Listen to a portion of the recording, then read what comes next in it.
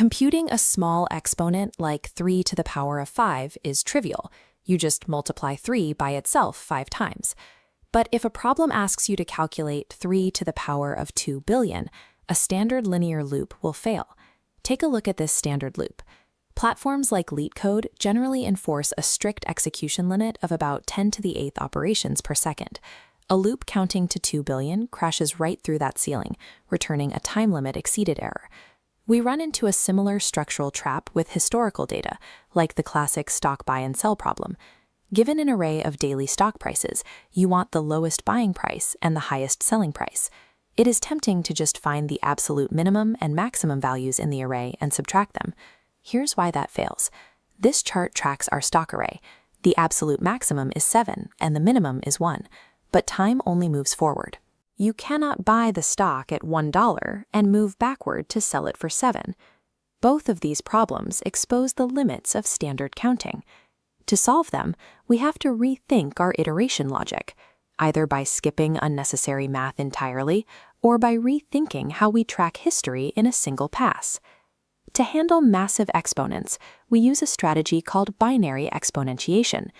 Instead of counting up to the exponent one by one, we analyze its binary form to skip the vast majority of the math. This diagram illustrates the core rule. We look at the binary version of our exponent. If the current rightmost bit is a 1, we multiply our running answer by our base number. If the bit is a 0, we simply skip that multiplication. Track the variables here as we calculate 3 to the power of 5. Regardless of whether that rightmost bit is a 0 or a 1, at every single step, we always square our base variable x and divide the exponent n by 2. Because we are dividing the exponent by 2 at every step, the time complexity plummets from O of n down to O of log n. A 2 billion iteration loop becomes just 31 steps, safely clearing the operations limit. You do need to watch your edge cases. If you are given a negative exponent, mathematically, x to the negative n converts to 1 over x to the power of positive n. Just be careful. If your exponent is exactly the 32-bit minimum integer, flipping its sign will cause an integer overflow error unless you store it in a larger data type first. By relying on logarithmic scaling rather than counting by ones, binary exponentiation calculates enormous powers in milliseconds. Now look at the stock problem. We use a pattern called min so far. The trick is to imagine every single item in the array as a mandatory selling day. To figure out our maximum possible profit for that specific day, we need to know the absolute cheapest price that occurred before it. We start our trackers at the first index. Best Buy initializes to 7, because that is our only option to buy so far. Max profit starts at 0. We iterate forward. To find today's potential profit, we subtract our recorded Best Buy price from today's price.